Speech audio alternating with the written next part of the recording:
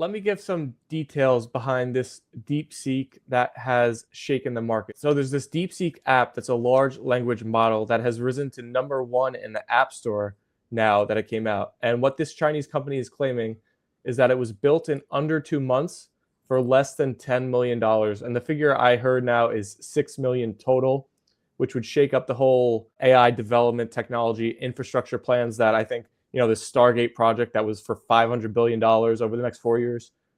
It questions all of that narrative and the AI story that has played out in the market. How much do you believe in the details that we've been getting from out of this story of the fact that this thing was for $6 million? Yeah, there's a lot more I want to ask you, but maybe we should just start there. Yeah, I mean, I think the first thing is what you're pulling at, right? It's just like, we always have to be careful because nobody ever really knows how honest China is being, right? So that's the first thing. You got to take anything with China with a grain of salt. I think it's hard, and it's hard just because everybody knows if this is real, right? And probably what always happens with uncertainty in the market, this is probably being treated right now in this moment like somewhere closer to real than not real, right? Because it's never going to be, if this was all the way factual, NVIDIA would be down, 60, 70%. Factual, rolled out with customers, people were starting to leave, right?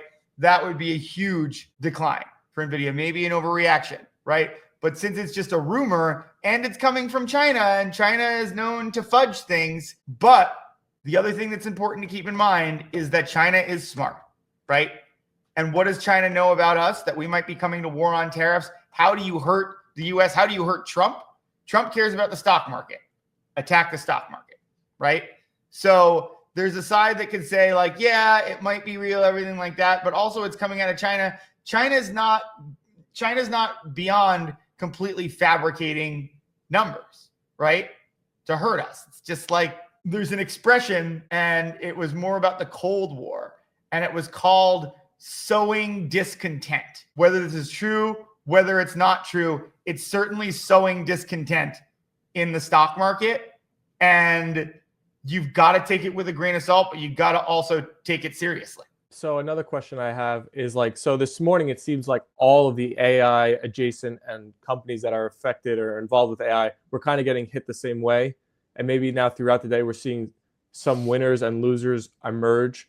I was wondering, Tesla's AI business is different from NVIDIA's, whereas I'm not sure this hurts Tesla's as much as NVIDIA's, because Tesla's is just their product. And as long as their product works, they'll hopefully sell more cars and be able to profit more. So yeah, like Meta's doing great today, Tesla, because at the end of the day, cheap compute, if you're not entrenched in like a current cloud structure, right?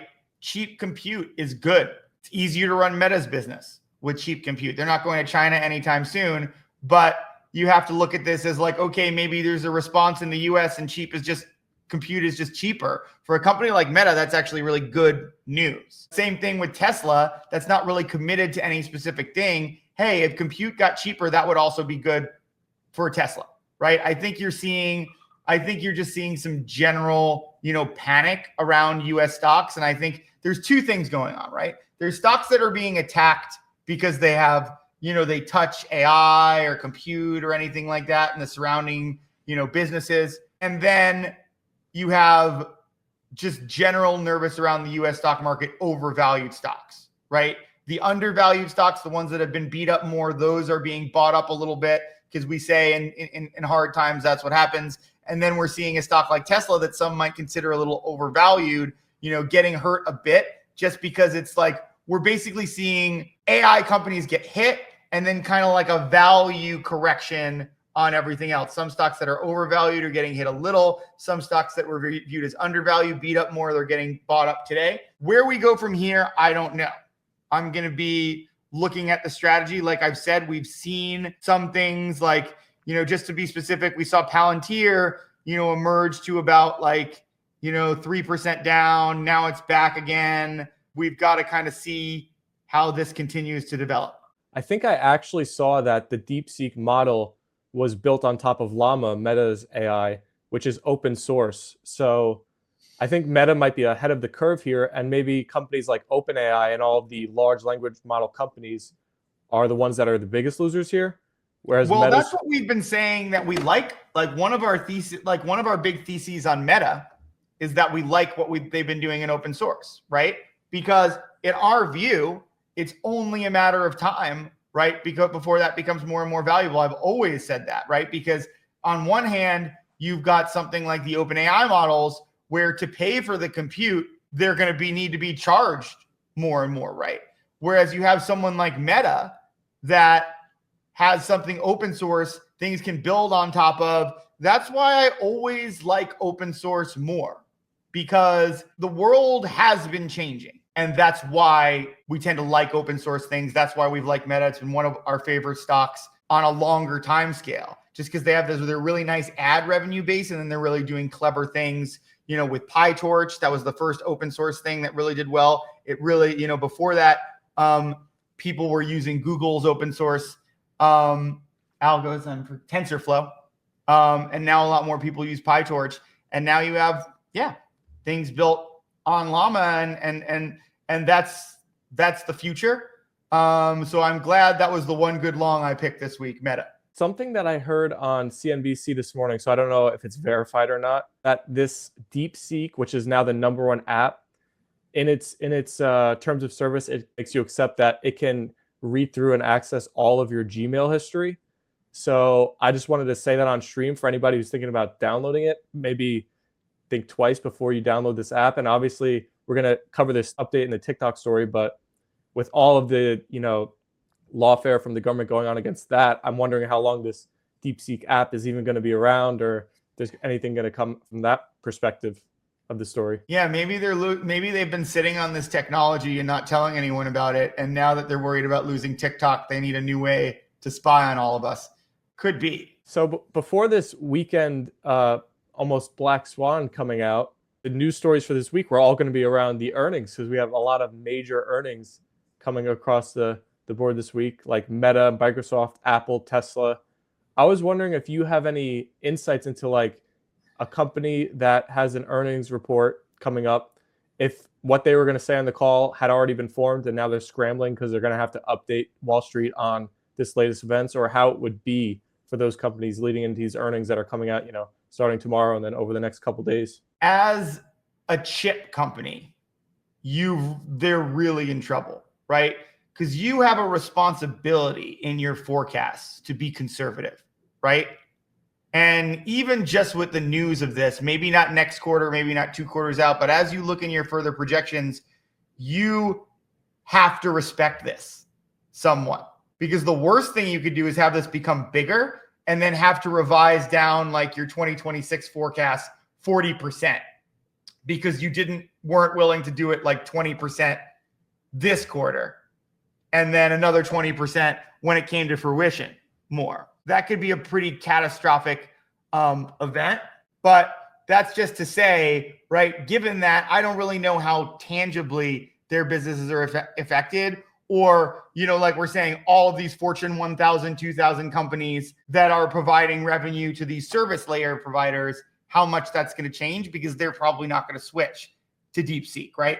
That's a big unknown. That could be an overreaction, but there's kind of no such thing, and you kind of called it a mini black swan. There's kind of no such thing as an overreaction to this at the information level we have it, because we always say it's something in the middle, right? And there's no such thing as an overreaction because, like we said, we don't know if this cuts 80% of NVIDIA's, of AWS's international business over the next 2 years. We don't know that, right? So is it worth hedging yourself by dumping NVIDIA today? Yeah, almost definitely. And that's why I recommended it, right? There's a lot more to lose from here if it's serious than to win if it's not serious, because for the main reason, we don't know if it's not serious today. And that's going to play out. And the hard thing about an event like this is there could be this one announcement, right? And then we hear nothing. And then 6 months later, because China's also very secretive, right? 6 months later, we hear that, they've acquired 20% of what used to be American cloud providers, business. They've taken, 30% of OpenAI's customers, right? We won't know that until we see it, right? And if they're taking OpenAI's customers, who does OpenAI use for, compute? The American cloud providers, right? And they're paying a lot of money to the American cloud providers, right? That's why right now, I'm probably not willing to buy chips. I'm probably not willing to buy Microsoft. I'm probably not willing to buy Google or Amazon until I have more information. That's where I'm at. That's where I'd recommend you be at. So it sounds like you're giving credibility to the idea that it could develop into some similarity to the dot-com bubble, where things are way over their skis. And although the tech is very real and it will have amazing impacts in the long run, the market could be overexcited and overvaluing some of it in the short term. And maybe that's not the most likely scenario, but if it's even a possible outcome, you have to position yourself accordingly. What word did you use at the beginning here? I think credibility to that story. Yes. Maybe. See, I would define it differently. I was like, that's not the word I'd use. I'd say you have to respect the downside. That's where I'm at with it. You always have to respect the downside.